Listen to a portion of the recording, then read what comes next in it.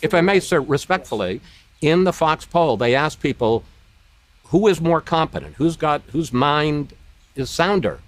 Biden beats you in that. Well, I tell you what, let's take a test. Let's take a test right now. Let's go down. Joe and I will take a test. Let him take the same test that I took. Incidentally, I took the test too when I heard that you passed it. Yeah, how did you do it? Well, it's not the hardest test. No, but there's a picture and it says, what's that? And it's an elephant. No. You see, that's all misrepresentation. Well, that's what it was on the web. It's all misrepresentation.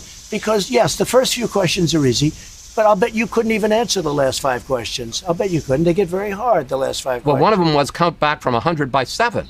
And let me tell you, 93. You couldn't answer. All right, what's the question? Many of the questions. I'd get you the test. I'd like to give it. But I guarantee you that Joe Biden could not answer those questions. Okay? And I answered all 35 questions correctly. I just want to say, first and foremost, that there's a point at which Chris Wallace explains that one question involves counting down from 100 by 7, and the next word out of his mouth is 93, in case you needed one singular moment to encompass just how ridiculous it is that this is the test Trump is bragging about acing. This is Chris Wallace pressing Trump on his own ravings about having passed a cognitive test while at Walter Reed Hospital. As recently as a few days ago, the guy was bragging about not only, quote, acing it, but also that the doctors were all allegedly floored about it. You hear stories now, and Thomas Friedman in the New York Times is wanting to now create all new conditions for Joe Biden to agree to debate you. Now, he apparently says that he has many cognitive tests. He's tested all the time cognitively. Maybe he'll release those records, and maybe he'll release his medical records. Everybody wants to seemingly see everything about you. Now, would you agree to any new conditions, or does he have to debate like it's always happened? And do you think he's trying to back out of debating you? Well, yeah, the answer is yes, absolutely. But, you know, he meant the COVID tests. The COVID test. He didn't mean cognitive. He meant COVID. No, he said cognitive. I'm pretty sure he went on to... He didn't mean that because, you know, you don't have those tests that often. He said, I take them all the time. And no, he meant COVID.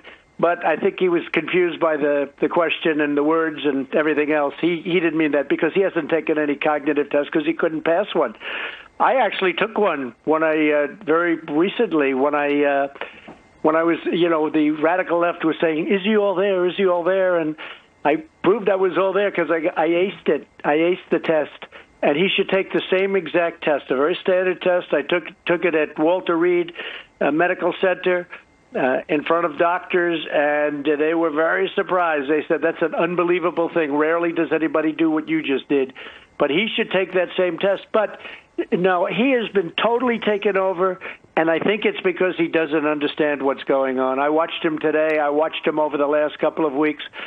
And, you know, I look forward to debating him, but it looks like he wants to try and get out of the debates. Yeah, I'm not exactly sure I'd want to brag about doctors being surprised that you were able to pass a test designed to identify dementia or cognitive decline. I don't think the phrase, doctors were very surprised, is having the impact that Trump thinks it's having here. And this is yet another example of Trump's own insecurity ultimately hurting him. He's so hell-bent on trying to define Joe Biden as being mentally unfit that, in his desperation, Trump is now bragging about passing a test that involves correctly identifying animals, that involves correctly labeling a clock, that involves counting backwards. I get that he's trying to come across as smart, but to the rest of us, he's got some serious escape from the nursing home vibes. And worse than that, Trump's whole line of attack against Biden is that Biden's not mentally sound. But in a Fox News poll, of all polls, respondents think that Biden is actually more mentally sound than Trump is by a margin of 47 to 43. Even Trump's most potent attack against his opponent has completely backfired on him. And look, all this ridiculousness about cognitive tests aside,